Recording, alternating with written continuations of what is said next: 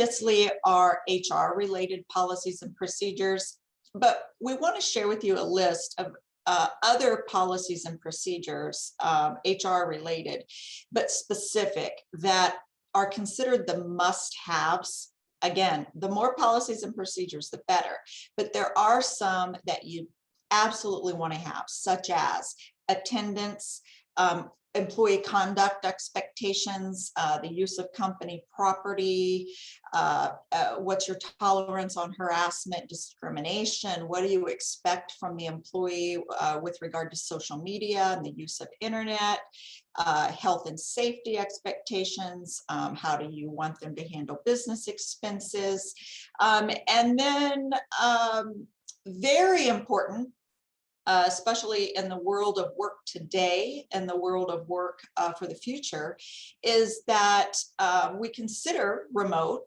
work. That's attractive to many people. Through COVID, we've learned that we can actually be quite productive, and that some people enjoy working remotely. But we need to have some remote work expectations, and we need to have some productivity metrics around remote work.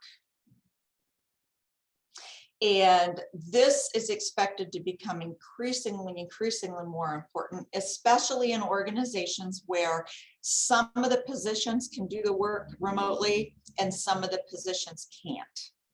We need to be very clear how, as an organization, how we define remote working, which positions does that work with, and what are the expectations. Any comments on any of these, or anything particularly with remote work experience? What are you hearing?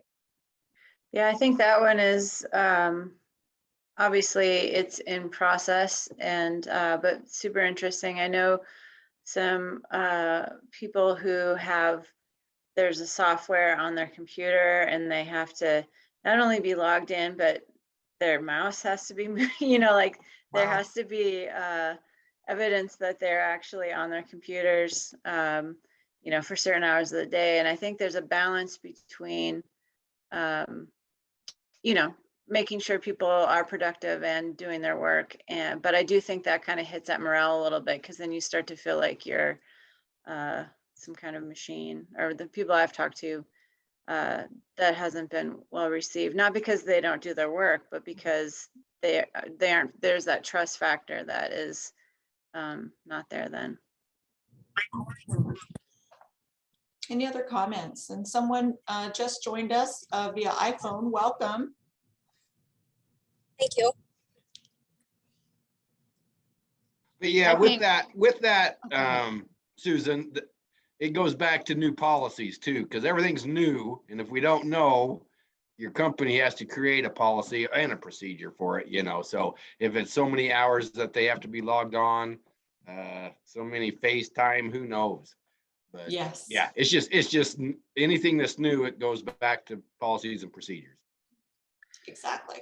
Also, there's many people that are using remote workers at a part-time. And this kind of triggers back to HR, and I don't need to have maybe all of the benefits that I would a full-time worker.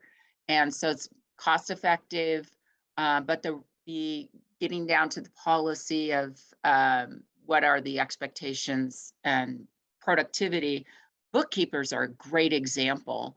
There are many podcasts that I listen to, and they talk about, I have a team of bookkeepers.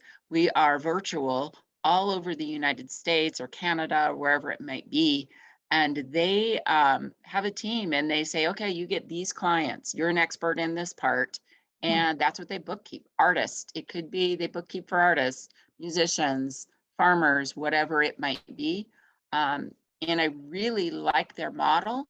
I learned from that all the time. So there's answers out there. Even if we may not have the answers, we can find an answer to a model that might work for a policy procedure in your organization.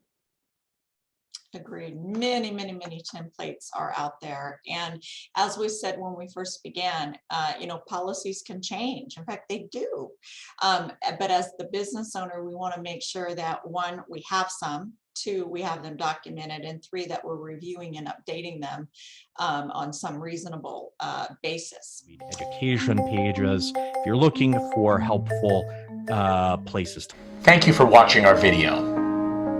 If you would like to speak with a business advisor at no cost to you, please feel free to reach out. We're the Small Business Development Center at Blue Mountain Community College. Please attend one of our workshops, either virtually or in person, or just give us a call. Thank you.